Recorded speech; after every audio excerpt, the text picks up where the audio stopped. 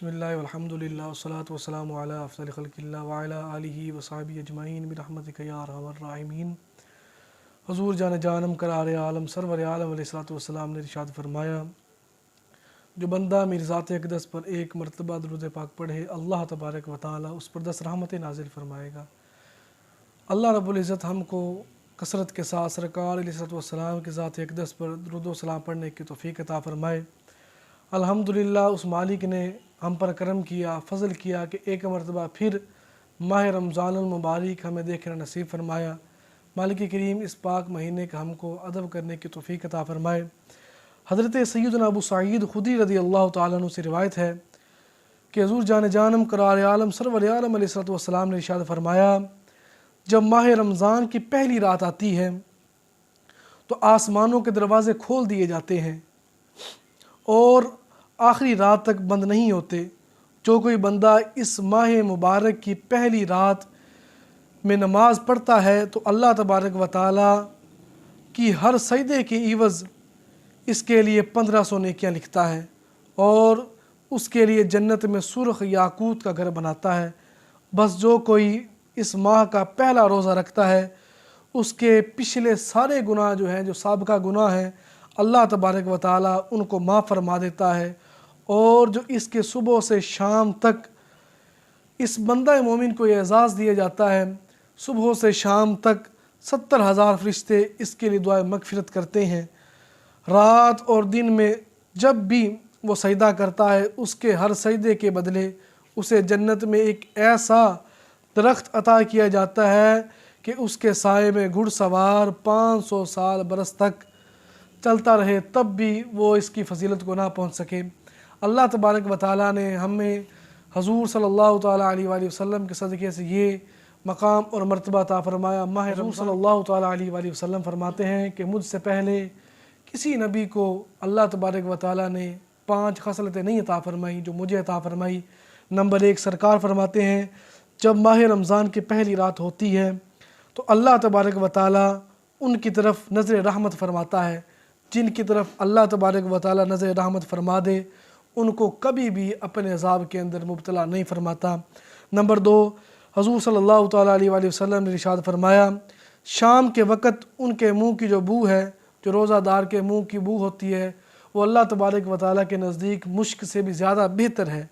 اور نمبر 3، فرشتے ہر رات اور دن ان کے لیے مغفرت کی دعا کرتے ہیں۔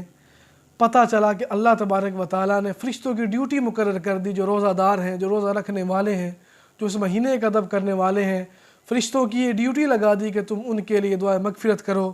اور نمبر 4، اللہ تبارک و تعالیٰ جنت کو حکم ارشاد فرماتا ہے کہ میرے نیک بندوں کے لیے مزین یعنی آراستہ ہو جا، عن قریب وہ دنیا کی مشقت سے میرے گھر اور کرم میں راحت پانے والے ہیں۔ یعنی جو اس ماہ کے روزے رکھتا ہے ان کے لیے جنت سجائی جائی جاتی ہے، ان کے لیے جنت کو راستہ کیا جاتا ہے، جنت کو سجایا جاتا ہے۔ جب بندہ اس دنیا سے جاتا ہے تو مالک ان کو وہ جنت عطا فرماتا ہے جس کا وعدہ اس مالک نے فرمایا۔ اللہ تبارک و تعالیٰ ان کو وہ مقام عطا فرماتا ہے۔ نمبر 5، جب ماہ رمضان کی آخری رات ہوتی ہے تو اللہ تبارک و تعالیٰ سب کی مغفرت فرما دیتا ہے۔